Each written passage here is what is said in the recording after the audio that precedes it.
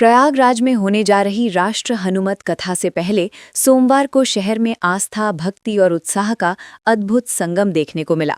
कथा के शुभारंभ से पहले भव्य कलश शोभा यात्रा निकाली गई, जिसमें हजारों श्रद्धालुओं ने भाग लिया।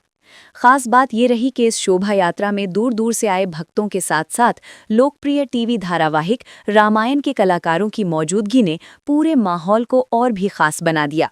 उनके दर्शन के लिए लोगों की भारी भीड़ उमड़ पड़ी और पूरा शहर जयकारों से गूंज उठा। ये विशाल शोभा यात्रा शहर के जमुना क्रिश्चियन इंटर कॉलेज मैदान से शुरू होकर रामबाग स्थित नवग्रह मंदिर तक पहुंची। यात्रा में सबसे अधिक उत्साह महिलाओं में देखने को मिला। पीले वस्त्र धारण किए सैकड़ों महिलाएं सिर पर कलश रखकर तपती धूप में भी भक्ति भाव के साथ चलती नजर आईं। उनके चेहरों पर आस्था और श्रद्धा साफ झलक रही थी।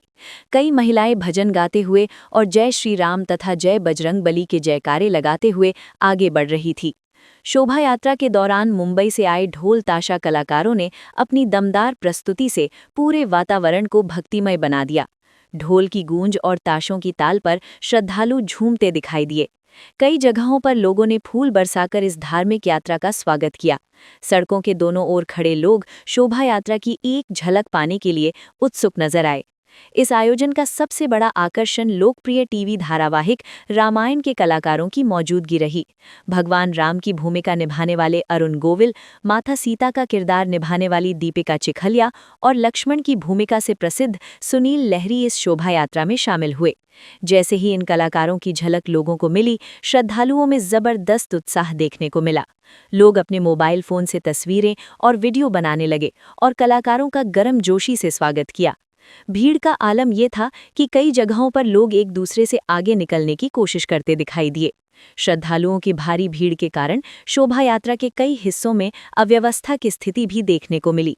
हालांकि पुलिस और प्रशासन की ओर से सुरक्षा के व्यापक इंतजाम किए गए थे, लेकिन भीड़ इतनी ज्यादा थी कि उसे नियंत्रित करना चुनौतीपूर्ण हो गया।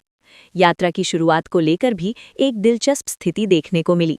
आधिकारिक तौर पर शोभा यात्रा के शुभारंभ से पहले ही महिलाओं और श्रद्धालुओं की भीड़ इतनी ज्यादा हो गई कि कई लोग कलश लेकर पहले ही सड़कों पर निकल पड़े।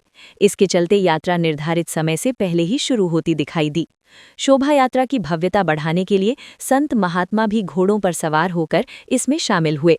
उनके साथ चल रहे श्रद्धालु लगातार भक्ति गीत गाते और जयकारे लगाते रहे। ये दृश्य पूरे शहर में आस्था और उत्साह का माहौल पैदा कर रहा था। भीड़ के चलते शहर की कई प्रमुख सड़कों पर यातायात भी प्रभावित हुआ।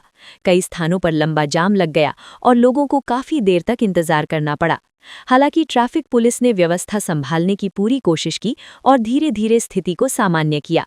आयोजन समिति के मुताबिक 21 अप्रैल से 23 अप्रैल तक प्रयागराज के नैनी क्षेत्र के देवरख इलाके में गंगा तट पर राष्ट्र हनुमत कथा का आयोजन किया जाएगा।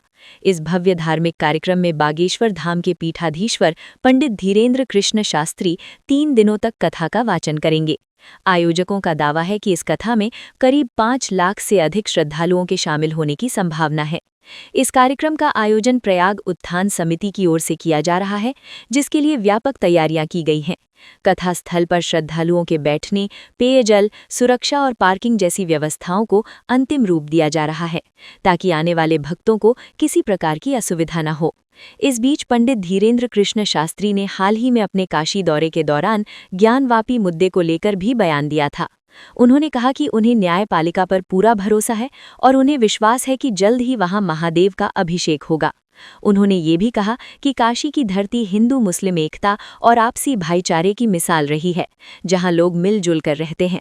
कुल मिलाकर प्रयागराज में निकली ये भव्य कलश यात्रा न सिर्फ आस्था का प्रतीक बनी, बल्कि इसने शहर के धार्मिक माहौल को भी पूरी तरह भक्तिमय बना दिया।